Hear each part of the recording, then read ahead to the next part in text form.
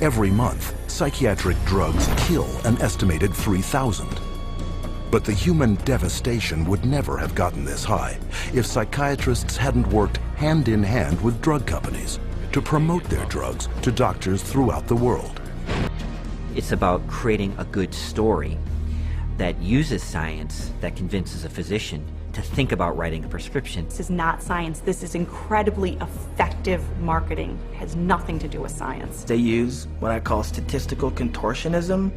Basically just skew the numbers, make everything look fantastic, you hide the bad numbers. They're learning every trick in the book. They're evolving into efficient marketing machines, and it's working. There's definitely an unholy alliance between psychiatry and pharmaceutical sales. That's a marriage made in heaven. They're like conjoined twins. They're joined at the wallet. The psychiatrists today are, in quotes, admitting they can't cure these mental illnesses, and they're therefore going to manage your illness by using a drug. 50 years ago, a person who was going through a divorce would have relied on family, friends, clergy, and even the family doctor to a certain extent for conversation to work through the issue. They certainly wouldn't have been medicated. Psychiatrists had for years been on the fringe of medicine. Typically, the standard doctor internist would have very low regard for psychiatrists because it was understood not to be a very clear science or art. The disorders are not real medical diseases, and it's things that apply to nearly all of us at times. Are you afraid of meeting new people? Are you afraid to speak in front of a large crowd of people? Does it make you nervous to go and to talk to your boss about a complaint? You can invent a mental disorder based on a checklist of symptoms, and that is exactly how the Diagnostic and Statistical Manual, the billing Bible for psychiatry, works. How many people do you know who have been diagnosed with a mental disorder? One. With a mental disorder? 2. I'm sure a couple. I know a few. About 3 or 4 personally. Probably 4. Half a dozen? I'll say about 9. At least a dozen. I'll bet I could count 15. 20 that I personally know. My oldest son is diagnosed. My mother was diagnosed. Kid from my childhood. My friend and ex-boyfriend. Just my grandfather and cousins. A friend of mine, friends. A sister, my neighbors. 2 friends. A girlfriend. At least 1 friend. My mother. All my friends, everybody I know. Psychiatrists, I believe, they look at every human being and they divide humans into 2 classes, clients and potential clients. We see this no more prevalent in any field than in the field of the mental disorders, where one disease after another is invented and then popularized and the public is made to worry about it. It's a disease mongering. It's the selling of sickness. You know, sometimes it's a drug in search of a market, and it's giving public awareness to minor conditions with the ultimate goal is to sell more medications. It's not caring for people. When you run out of symptoms, you don't have any more clientele to market to. So you have to invent disease. And with psychiatric medications, you can invent diseases all day long. Look at human variation. Everyday things like shyness, sadness, or even situational depressions like grieving, postpartum depression, they all become studied and prescriptions start to get written for these drugs. Before these drugs were introduced in the market, people who had these conditions would not have been given any drug at all. And so it is the branding of a disease, and it is the branding of a drug for the treatment of a disease that did not exist before the industry made the disease. Case in point, shyness, a common life situation, voted by psychiatrists into their Diagnostic and Statistical Manual under the name Social Anxiety Disorder. You know, people are nervous. Well, they come up with, say, social anxiety disorder. SAD, they'll call it SAD. And the connotation is that everybody ought to be happy and that here's a drug that can make you happy. So that a common occurrence, which is every now and again everybody's sad, we ought to be treating with a drug. Well, then they'll get this PR firm to drum up business for this. They'll put out all these studies that find, you know, there's so many people afflicted with this SAD, You know, and they'll start putting it in magazines, they'll start putting it on TV, they'll start a patient advocacy group that say, you know, that we're all affected by this, and then they'll come out with Paxil works for this. So they go to the FDA and they said, well, we ran this study and this works for this new invented disorder. And that is sad, social anxiety disorder. And millions of people suffer from it. And it's purely fictional. It's a normal human emotion that everybody experiences at certain times or another, but they make it into a disease. Paxil, once it got approved by the FDA as the first antidepressant to be used for social anxiety, it took off huge. Everybody's being educated about their bipolar illness, when in fact, we know having emotional ups and downs is distinctly human. Now bipolar is thrown around like water. You've got bipolar, I have bipolar. If I'm up today, I'm manic. If I go home tonight, I'm depressed because I'm tired. That shows I have bipolar disease. It's a lot of hokum. Have you ever worried with seeing all the increased media on it that you might have a mental disorder? Yes. And which one is that? I would say bipolar. You know, they talk about bipolar a lot. Bipolar. I've known a lot of bipolar. Two friends from both of them were like diagnosed with bipolar. My neighbor, she was bipolar. I was diagnosed with bipolar. My mother had bipolar. He was actually bipolar. Schizophrenic bipolar. Bipolar and obsessive compulsive. Bipolar and ADHD. Bipolar disorder. Bipolar, yeah. Bipolar situation. Bipolar. Bipolar. Bipolar. Bipolar. Bipolar. There are 3 personality disorders, and then the most recent is bipolar. And that's just been in the past year. In 1996, the drug companies funneled all this money to this Dr. Biederman. He's well known. He's the one that came up and said that there's bipolar disorder in little kids. This was unheard of. There was no bipolar disorder in any kids.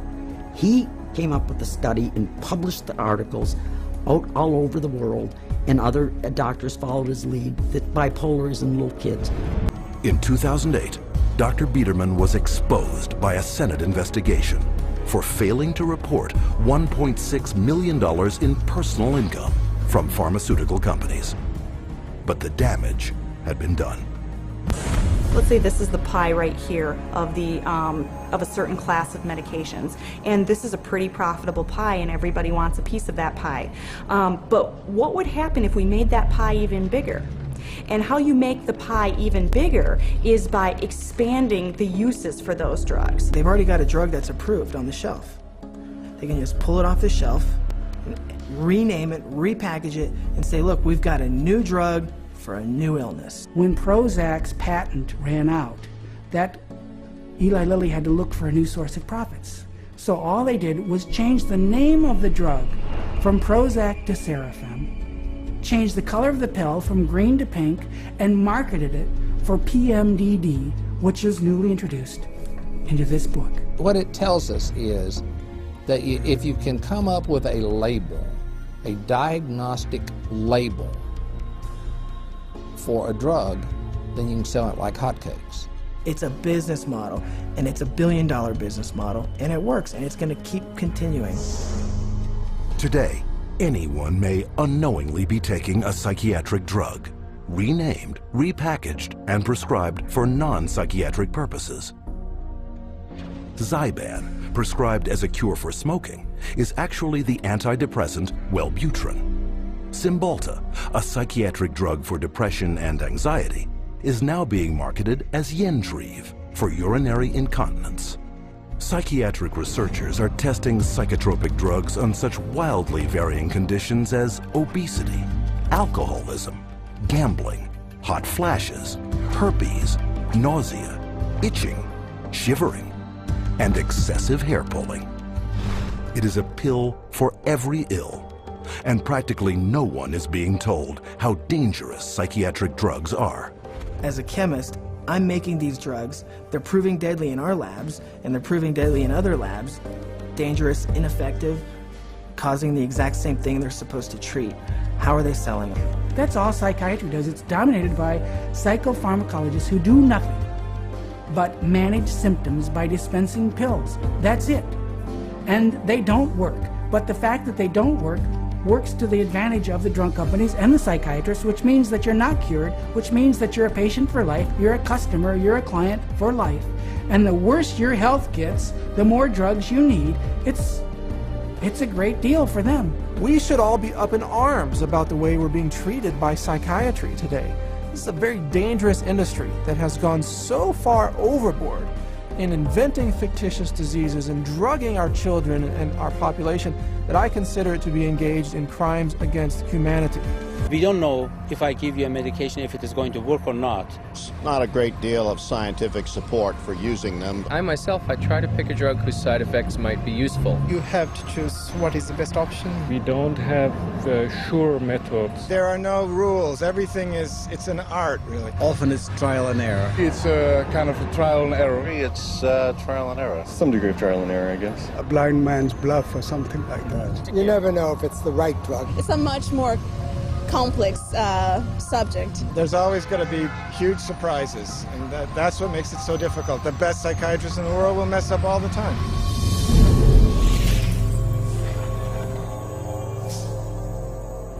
The American public is being treated as a mass medical experiment. We are all being treated like guinea pigs by the pharmaceutical companies, the psychiatric industry, and the FDA. They are basically testing drugs on large parts of the population without really knowing what the results are going to be. It's a very dire situation that we're facing. We're talking about people's health and in many situations people's lives. These are very serious issues. It's not science at all, it's pure marketing.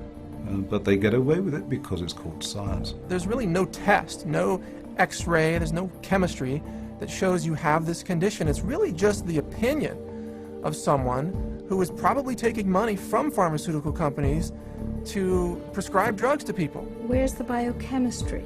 Where's the research? Where's the substantiation? And the answer is it vaporizes like mist in the morning. It's not there.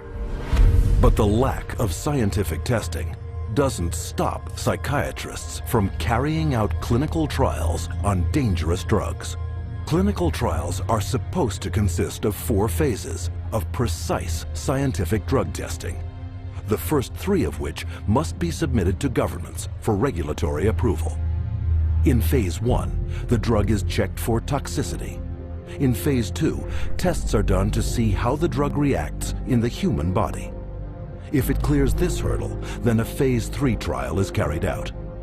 But with no lab tests verifying or measuring any mental disorder, and with big money at stake, psychiatric drug research is highly subjective and rife with manipulation. There are many, many, many places where you can tweak the study just a little bit with the study design or with the way you gather the data or the way the data are reported.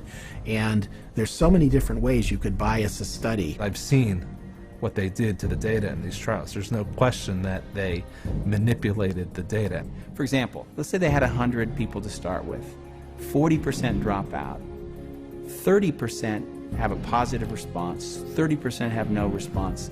They then say that they have a 50% response rate, when in fact, most of us would say it's a 30% response rate because only 30 out of the original 100 really responded. And so you can see that that's a little bit of a manipulation of the research data. When they design drug studies, they're only looking at the one thing they want to see. And they don't report all the other things that are happening. The people in this clinical trial did not have symptoms of depression. And in that clinical trial, there were 11 attempted suicides and 4 suicides completed. One of which was Tracy Johnson, 19-year-old college girl. She did not have any symptoms of depression, and yet this drug pushed her to commit suicide by hanging herself. That shoots the theory down that they say that, people get suicidal because of the, underlying illness that people kill themselves, that these weren't suicidal people to begin with. These weren't depressed at all. These were healthy people. A slew of media coverage followed, but psychiatrists on the FDA Drug Evaluation Panel chose to ignore the death and went on to approve Cymbalta the following August. One of the reasons why we have underestimated the potential of some psychiatric antidepressant drugs to actually trigger a suicidal kind of behavior in people is because the people who designed the research study didn't include in the research questionnaire this suicidal behavior. And then you can report that we had 0 incidents of this type of behavior among our subjects. The FDA panels that evaluate these drugs are largely psychiatrists.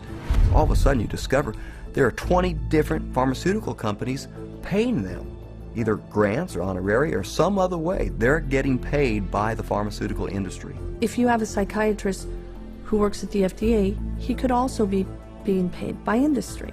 He might sit on industry panels or discussions or get paid to be a speaker. What I found in working with physicians at the FDA was that they could have dual positions. They could sit on an industry board. They could be influenced by industry. If you've got 10 FDA scientists or 10 committee members, it's just a matter of 6 saying yes, the drug is safe, 4 saying no. And in almost every single case, those 6 saying that the drug is safe and effective always have pharmaceutical ties. They're getting paid, they're getting funded, somehow or another. There's one more phase yet to be carried out. Phase 4.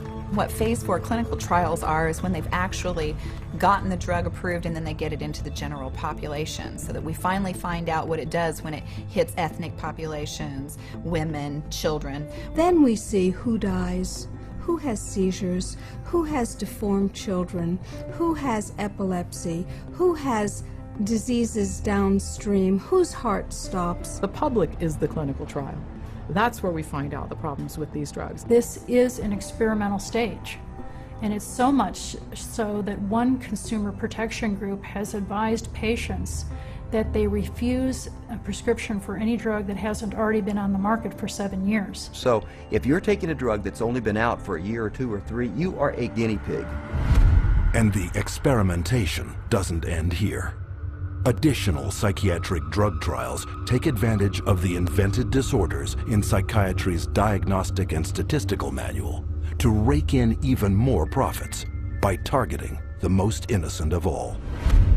If they test their drugs on children, then they get a 6-month extension on their exclusivity period or patent period. Families don't know the risk. If they actually were aware of the risk and believed it, no one would take that risk. And we went on the internet, and all of a sudden you find out this it's not uncommon. But it's not uncommon for people to become psychotic on these drugs. We're entitled to know the truth before we give a mind-altering drug to our children, our wife, our mother, our father, ourselves. We don't really know what they're doing. That's what scares me. It's all made up theory. There are no facts about what these drugs really do. And if someone said, well, we don't know what this is going to do to you, good or bad, would you take that medication? Now that is not the practice of medicine. That's the practice of marketing. And this practice of marketing is taking lives. And the poor patient doesn't even know it. The psychiatrists specifically, they're just kind of working as sales agents for the pharmaceutical companies. There's nothing like another doctor touting the benefits of your drug to drive market share. They're an extended part of the marketing arm of these companies. A psychiatrist is trained for one purpose, to administer psychiatric drugs. Psychiatrists get more kickback from the pharmaceutical companies than any other branch of medicine. Psychiatrists and drug companies don't hype psychiatric drugs only to fellow prescribers. They also pitch them straight to the end user, you, counting on you to walk into their offices and demand a prescription. The direct-to-consumer advertising is instilling the notion in every human being that something is mentally wrong, something needs correction. That drives people to see a psychiatrist to help to mitigate this by dispensing the medication, by dispensing a drug that they have had pushed on them on countless television ads, countless magazine ads, and countless print ads that say, hey, there's something wrong with you, go get help for it. One type of ad is a effort to try to get the patient to take the drug company's drug.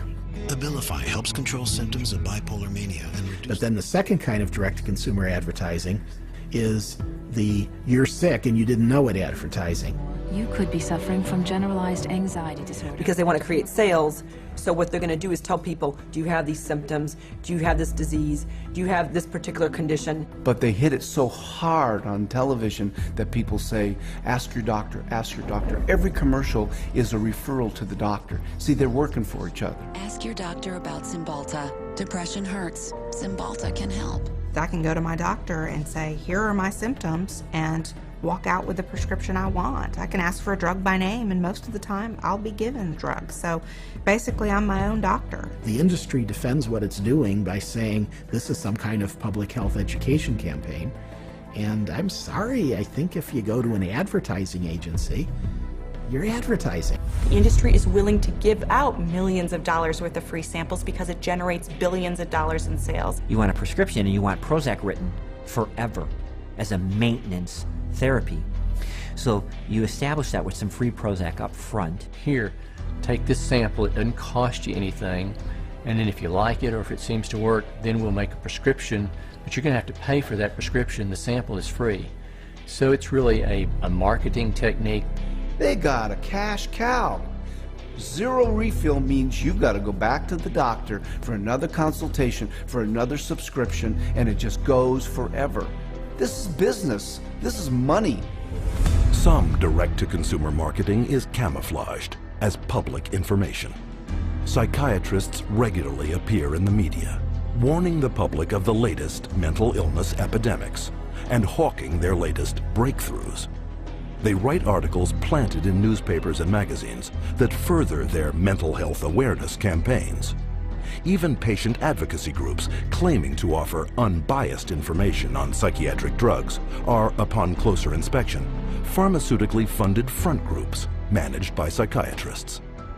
They were started specifically by the industry themselves, and the public isn't informed of that. You know, it's basically a great big lie to the public that they think they're going to a charitable organization that has their best interest at heart. Case in point, children and adults with attention deficit disorder, or CHAD, the biggest and most well-funded front group for the makers of stimulant drugs. Stephen Plog is a former CHAD executive. When I became the CHAD coordinator for Las Vegas, they gave me a manual, and in it it said, we want to provide unbiased information to help and support people who have ADD. For the next 30 days, we put 22 parents and their kids on a program with lab tests to find out what their causes were, eliminated their causes, they got prescription-free, medication-free, side-effect-free, and they got better with their self-esteem, and they became actually happier, healthier, and more successful. CHAD found out about this, called me up and says, we do not allow people to talk about nutrition in any of our seminars. We only prescribe going to a psychiatrist who will only prescribe drugs and therapy. So they said you can no longer work with us, and they fired me for simply recommending that parents go get a lab test, find out what the causes are, and eliminate the causes. They do not allow that. They only allow medication and psychiatric treatment. Psychiatric patient advocacy groups also promote psychotropic drug treatment by broadly issuing public marketing surveys disguised as medical questionnaires. You can take a survey of maybe 16 questions. And if you are a normal human being who's lived through ranges of emotions of normal life experience, if you've known the exhilaration of the birth of a child, a niece, a nephew, and the devastation of a divorce and the loss of dreams, and answer honestly to those questions, you will diagnose yourself as bipolar. And the instructions that come back along with the diagnosis or the warning that you're probably bipolar say, print this out and take it to your doctor. And how simple is it for anyone to go online, answer typical life questions, and be given a psychiatric disorder? Here are some randomly chosen volunteers, people of all ages leading normal lives. Do you feel sad, blue, unhappy, or down in the dumps? Sometimes. I've had periods of great optimism and other periods of equally great pessimism. Yeah, that happens a little bit. I get tired for no reason. Sometimes. Life is pretty full. Not really. For no apparent reason, I sometimes have been very angry or hostile. It's hard for me to concentrate on reading. I am restless and can't keep still. My heart beats faster than usual. I have trouble sleeping, shortness of breath. Gained weight. Trembling hands. I have an idea that most of these are going to be sometimes. Everyone has. As in everybody? Somewhat. Somewhat true. Just a little. Oh yeah. Alright, my score totaled 42. Bipolar disorder, moderate to severe symptoms. Wow. Answer reflects on the presence of depressive symptoms. Currently suffering from an anxiety disorder. I may be suffering from bipolar 1. Minimal to mild depression. An obsessive compulsive disorder. Guess that means I'm psycho. Guess I'll go to a psych. Try to see if I could work it out, get some meds or something. All told, 50% of these everyday people were assigned a psychiatric diagnosis and instructed to get treatment. By this measure, half of the U.S. population, some 150 million Americans, could be classified as mentally ill. Now you have a direct line of consumers just walking in with a little pre-survey that says that they potentially can have bipolar, ADHD, stress, anxiety, any of those categories, and they just need to take this assessment tool and say, okay, that basically that is what you have, and here's your drug. And psychiatrists are now clamoring to make such assessment tools mandatory. Take Teen Screen. Under the guise of a suicide prevention program, mental health tests are administered in the schools to diagnose and drug children. Children such as Chelsea Rhodes, who left for school one morning an average teenager and returned home with a psychiatric diagnosis. The Rhodes family in Indiana, their young girl went to school one day, and all of a sudden they told her they were taking her into her room, and they move her into her room and give her the 10-minute teen screen test. And shortly after taking the test, she's pulled aside in the hallway and she's told she has two problems, basically, two mental problems. One, obsessive compulsive disorder, and social anxiety disorder. Her parents were stunned, dumbfounded. They didn't know that Teen Screen was going to screen their child. They had not been asked permission. People at school had told her that she was mentally ill with these two conditions based off of a computer test that took her 10 minutes to answer. One of the questions was worded if Chelsea went out a lot. She answered no. We'd ask her why she answered that way. She said, because Mom, you and Dad don't allow us to go out on school nights. I have to be home to do my homework and take care of our household chores. The other question was, do you ever feel nervous or anxious when you're in front of a group of your friends or peers? Chelsea answered yes. She explained to us that because when she has to stand up in front of a group of people and give a book report in one of her classes, she's very nervous. You know, I'm 43 years old and I'm nervous in front of every one of you today, but that doesn't make me mentally ill. I absolutely believe that the survey for Teen Screen was intentionally structured to flag as many children as possible as having a possible mental health problem. And who created Teen Screen and wrote its survey? Dr. David Schaffer, a psychiatrist with extensive ties to the pharmaceutical industry. Schaffer's questionnaire is anything but scientific. In a study he himself conducted, Schaffer admitted that 84% of all students were falsely flagged as suicidal. But what was not admitted is how traumatic the consequences can be. Alea Gleason was only 11 years old when she took a screening test at her middle school in Texas. It was 7th grade, and they had all the girls go into the cafeteria because they said that a lot of girls have depression, so they was working on some depression screen. Next thing I know, there's those middle schools tell my husband now that CPS is there at the school taking Alea because she's suicidal. I'm like, suicide? I'm not trying to kill myself. I love myself. I've always loved myself. So I don't know if she was eating at the school or they'd already taken her away. When they took Alea, my girls and I, we didn't sleep for about a good 3 days. For the first 3 days, because my house was empty without her. And they was making me sign papers talking about if you don't take these medicines, you can't see your parents. So they was telling me, you know, if you take your medicine, you can see your parents. My daughter was on 22 different types of medication that this one psychiatrist gave her. They drugged me up so bad that they said they had to drag me. And I used to wonder how I got to my room. When I saw for myself what they were giving her and how much and how often, I just thought, they're gonna kill this child.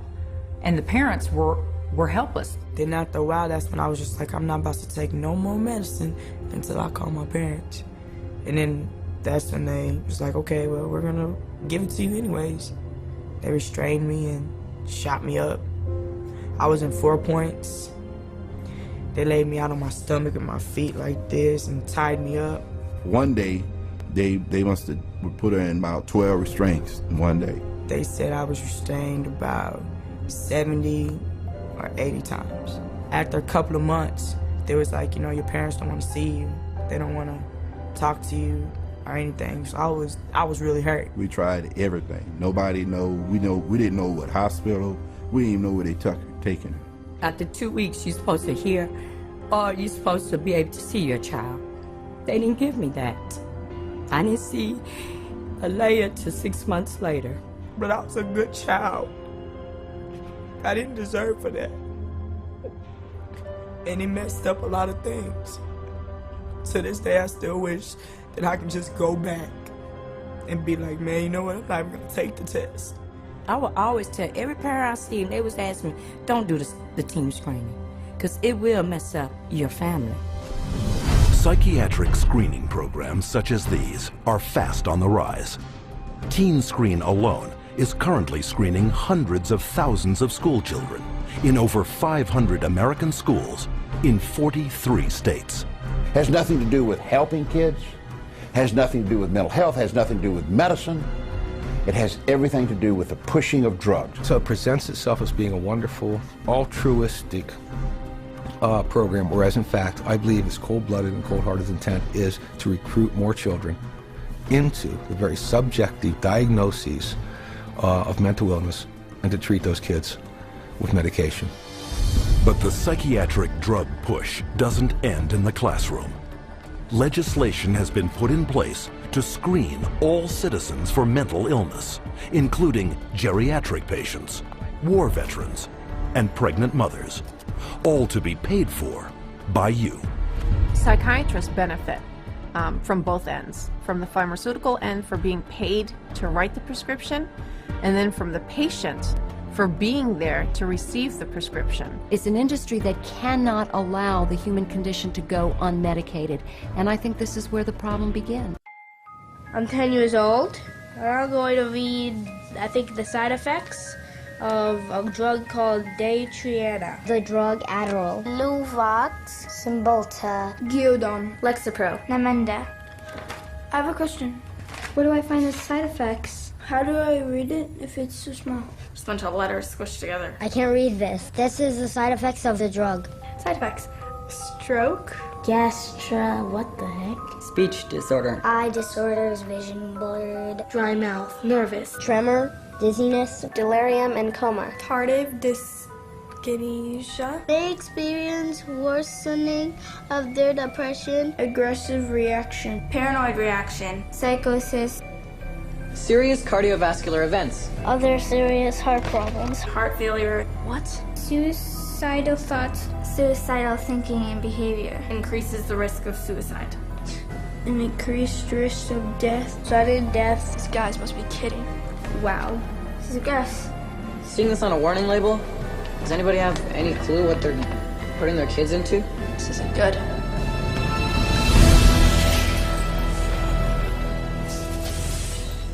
No drug has side effects. They're all effects. Side effect is just a way that doctors explain away the effects that they don't like or you won't like, but they're effects. These are the effects of these drugs.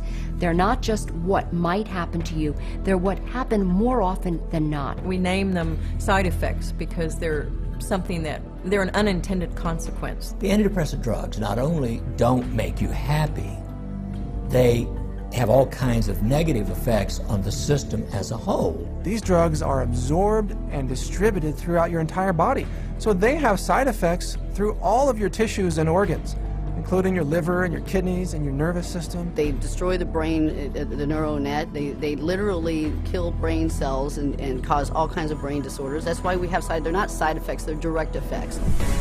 But while psychiatrists continually downplay the multitude of severe health risks to the public, candidly, they had no problem admitting them to our cameras. I think I tell them the main side effects. I don't tell them every side effect because there's so many possible side effects. I would say the majority of patients experience some side effects. People get side effects to every medication you try. They all have side effects. All kinds of side effects, lots of side effects. Physical feelings of sickness. Headaches, insomnia. They can't sleep, they can't eat. Drowsiness, sedation is very frequent. Restlessness, appetite stimulation. Neurologic side effects. Tremor or muscle spasms. Stiffness. Weight gain. Obesity. Weight gain and stuff like that. And why can't psychiatrists predict what adverse reactions you will get? Because not one of them knows how their drugs work. At least with street drugs, people know that they're dangerous, that they should be off of them. With pharmaceuticals, people are told they're safe to take every day. But far from being safe, psychotropic drugs are increasingly being exposed as chemical toxins with the power to kill. Some of the side effects that have become of concern lately are suicide, increased risk of suicide, increased risk of homicide. These aren't people that were horribly depressed when they were given a drug. These are people who are given a drug for social anxiety or difficulty sleeping or mild depression and then become suicidal. And so when they become suicidal and they kill themselves, what the doctor does is go back and say, oh, well, it's because they were depressed. The label itself, the disorder, is what is blamed for the side effects, when in reality it's the drug that is causing the side effect. It is the drug that is the problem. Drugs such as the antidepressant prescribed to Woody Witzak, who took it not for any mental complaint, but to help him sleep. My husband and I, Tim, his nickname Woody, we were married just 2 months shy of 10 years, so we've had a long life together. And Woody was a guy who was healthy. He was a big runner. He's never had a history of depression or any other so-called mental illness. He was given Zoloft for insomnia. I find Woody one night completely sweat through his shirt in fetal position, kept going, Kim, you gotta help me, I don't know what's happening to me. It's like my head's outside my body looking in. Kim, help me, help me. We did breathing, listened to music, prayed, anything to calm him down from this head outside his body feeling. And a week later, he was found dead hanging. A guy who loved life. Psychiatrists claim their drugs save lives, but according to their own studies, psychotropic drugs double the risk of suicide, with one increasing the risk by a factor of almost 7. As a pharmacist who has been studying the problem for the past 7 years, I do see a glaring connection between the high use of these psychoactive substances and the rise of violence. If people knew that the mechanism was not known of these drugs, that they could cause, if there's a real chance for them to get a homicidal tendency or even suicide, if you take the drug, there's a chance you may want to kill yourself. And I could repeat probably a dozen other examples of significant self-inflicted harm or significant violence to others in patients who had never had that experience in their adult life. Patients such as Wyoming grandfather Donald Schell. Donald Schell was a man in his 60s, a gentleman, a family man, a funny man. He had had periodic episodes of depression, but never any real serious mental health issues, and became depressed, had a down period, went to a general practitioner and was given Paxil. 2 days later, he shot his wife, his daughter, his 9-month-old granddaughter, and then himself. The first question the jury was asked, very telling question, can Paxil cause some people to commit homicide and or suicide? To which they answered yes. Donald Schell was on Paxil for only days before his murderous drug reaction. But long-term use of psychotropics has also proven to create a lifetime of damage, an unwelcome fact ignored by psychiatrists. In the long run, the side effects may actually be worse than the original condition. I don't think the average patient has any idea that the long-term use of this drug is now associated with very serious diseases, with diabetes, with kidney failure, with tardive dyskinesia, a movement disorder that's very serious and permanent and irreversible. You can be affected by these drugs in any part of your body, your brain, your heart, your kidneys. That's why people die early very often, because they are prescribed things, and the long-term effects are, in some cases, the death of the individual. And more damage is created by polypharmacy, where psychiatrists make a fat living prescribing multiple psychiatric drugs, one to offset the effects of another. If you have drugs that create side effects, that gives you a ready market for more drugs to cure the side effects. It seems to me that it's a self-propagating system. And what ends up happening is that each one of those new drugs that's added into the scenario brings on another symptom for which there's another drug, for which there's another symptom, for which there's another drug. And it just snowballs into a vicious circle of one drug causing the need for another drug. Sometimes people come and they're on such a cocktail of so many different drugs for so many different things. It's rare now that I see a senior citizen that is on less than 5 or 6 drugs at one time. Some 12, 15. One will lead to the next, and they're all toxic. This is how the game is played. And as psychiatrists spread their lucrative game of psychotropic drugging further and further into society, children have become the latest and most tragic of casualties. Rebecca Riley, 2.5 years old, they diagnosed her with bipolar disorder and ADHD. They had her on an antipsychotic, they had her on a heart drug, they say, for ADHD, and they had her on an anti-seizure. And then one other one for side effects. 4 drugs at 2.5 years old. She can't even zip up her own pants. She's like a little rag doll. The school nurse, 2 teachers, the principal, the social worker, all said they never seen any behavior in this little 4-year-old girl that would warrant these kind of medications. And all specifically called this doctor and said, please take her off these. She died at a little over 4 years old. This little girl that didn't have a chance, and the psychiatrist just let her. Instead of standing trial and facing prison time, Rebecca Riley's psychiatrist, Dr. Keiko Kifuji, hasn't even lost her license. One might well ask how psychiatrists get away with it. The answer lies in a legal concept known as standard of care. The standard of care is based on what do other doctors do? What would a reasonable physician do in this situation? And the reality is that what most physicians do is prescribe medications. As long as they've done their paperwork properly and documented that this child had the symptoms that led them to this conclusion, they appear to be completely protected from any kind of a lawsuit as a result. The standard of care is what allows doctors to seriously injure or even kill a patient with total impunity. So the standard of care now has been implemented to where you can get away with, if you're a medical doctor, psychiatrist, you can get away with murder. But the medicine they're practicing isn't real. It's a hoax. Profit always comes before patient safety, and they take a very short-sighted view. It's all about how can we make money today, not what price are we going to pay tomorrow. The trail of destruction that a psychiatrist leaves in his path is of no concern to that guy. It's all about money. My wife and I are blessed. We have 7 children, and we love them all. They're all our favorites. Each child we have is our favorites. And Beth was extremely special.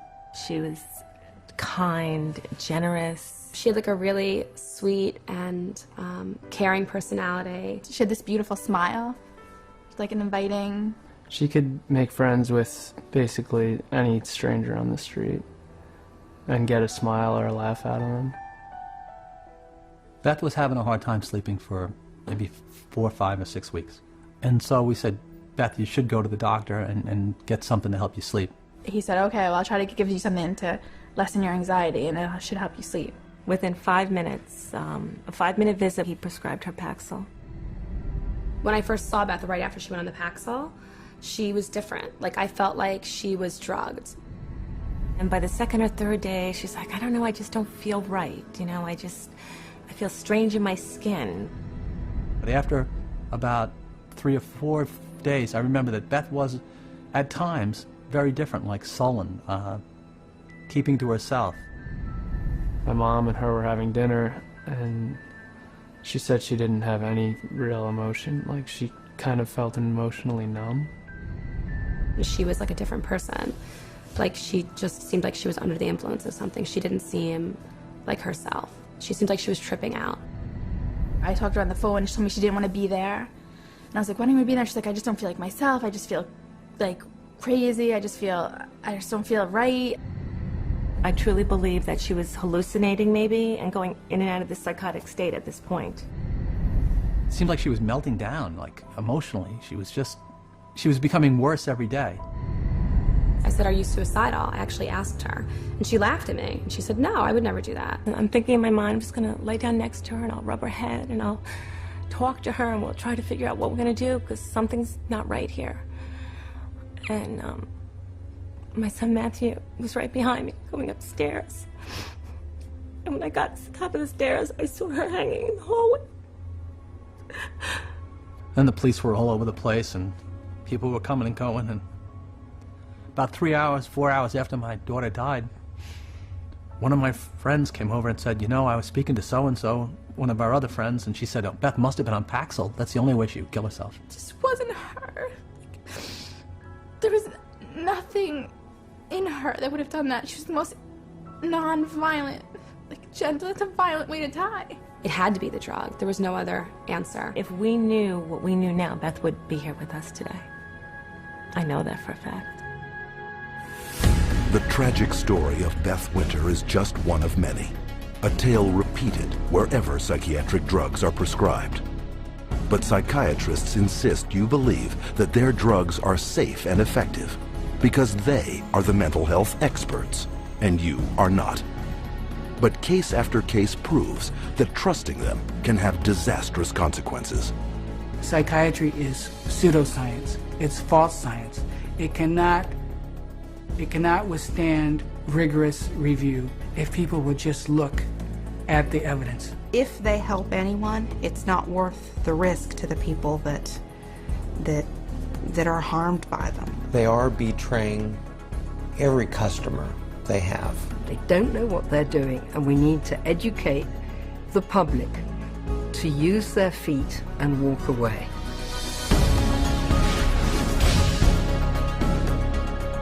And how can the public become more educated? By exercising a central medical right, little known to the patient, but very familiar to psychiatrists. We want to be able to present the patient with alternatives. And one of the central ideas in ethics is informed consent. The components of informed consent are letting the person know, first of all, what the diagnosis is and what it's based on so that they can say, this is why we need to treat you. And secondly, what the treatment is. Every patient in the healthcare system has a right to informed consent. That is, they have a right to be told the risks and benefits of the treatment, the risks and benefits of alternative treatments, and the risks and benefits of no treatment at all. Patients should be totally informed, fully informed about every medication that the psychiatrist offers to them to take or says they should take. And studies confirm that very little full and accurate information about psychiatric drugs is getting through to the public. So what would full and accurate, informed consent on psychiatric drugs consist of? These medical doctors and experts have extensive experience in the subject. Their first point, psychiatric disorders are not actual diseases requiring medical treatment. It's true that there's no biological findings that really support any of these psychiatric diagnoses being medical illnesses. And the burden of proof really is the other way around. It's not that you have to prove that there is no biological science. The burden is on psychiatry to prove that there is. There's no blood test. There's no lab test. There's no x-ray. These are just clusters of behavior that a group of psychiatrists have voted that it's a disease. Can you imagine doctors having to have powwows to decide if a heart attack is a real disease or not? No, they don't have to decide that. They don't have to have a vote on that. They should be asking the doc, geez doc, where's the chemical test for that? Where is the objective test for this? And I guarantee you that they'll be told, we don't have a chemical test for that. There is no such thing as a chemical imbalance. And any psychiatrist that you talk to, if you ask him this question, they'll all admit it in private, but they won't admit it in public. It's a scandal. So this is all subjective. Nothing objective about psychiatry. 2. There is no scientific proof that psychotropic drugs resolve any mental problems. You're selling drugs to people under false premises, under a disease that's been invented. So how do you measure efficacy among a disease that doesn't even exist? 3. Psychotropic drugs mask symptoms and come with severe short and long-term side effects.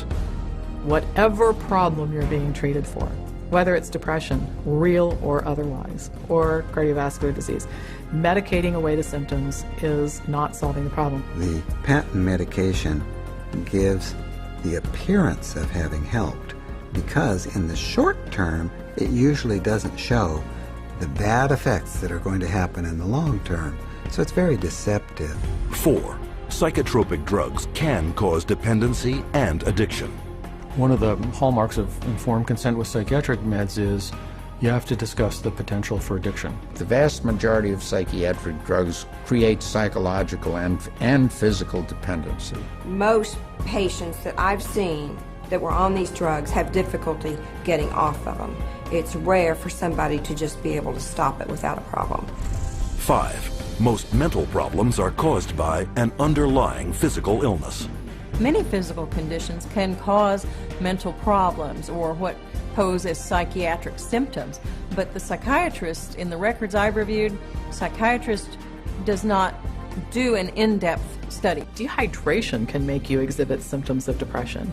Sleeplessness can make you exhibit symptoms of depression. Eating a terrible diet, hypoglycemia, being sedentary, all of these things are biological reasons for having symptoms of depression. I have in my practice children who are misdiagnosed as having ADD, ADHD, who really have Lyme disease. 70% of all what are classified as mental illnesses actually have a physical cause, a physical problem causing that. 6.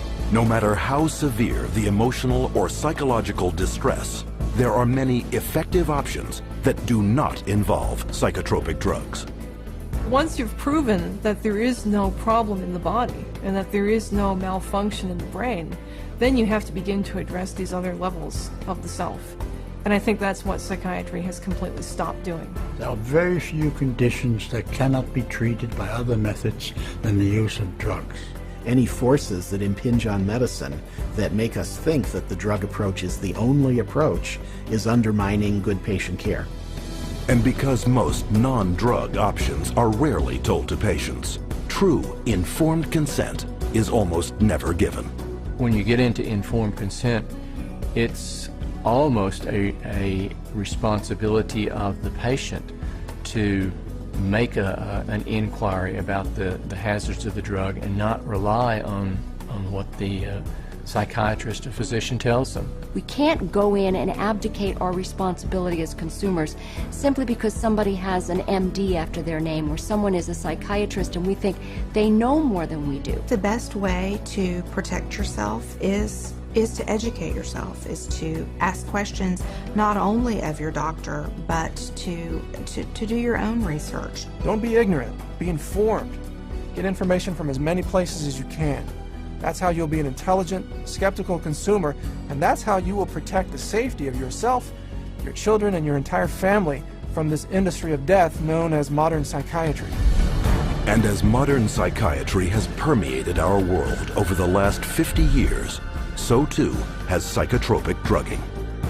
But there is a way to expose this medical abuse by reporting all complaints and adverse psychiatric drug reactions to your National Drug Regulatory Agency. MedWatch is the federal reporting program in the United States. MedWatch is a voluntary reporting system, a passive reporting system where doctors, patients, healthcare providers, pharmacists, anybody really can make a report saying that they think that what they experienced or what their patient experienced was an adverse drug effect. And this is what we call post-marketing surveillance. And this begins to get a look at what the side effects of long-term or chronic use of these drugs really is. The FDA admits that probably only 1% of all the adverse drug effects are actually reported by patients or physicians. It is only through the reporting of all adverse drug reactions that the true scale of the horrors of psychotropic drugging will come to light. You have the facts. Share this video with your doctor, and don't allow yourself, your friends, or your loved ones to become the next statistic of the big business of psychotropic drugging. To find out more about psychiatry and psychotropic drugging, or to report a case of psychiatric abuse, contact the Citizens Commission on Human Rights.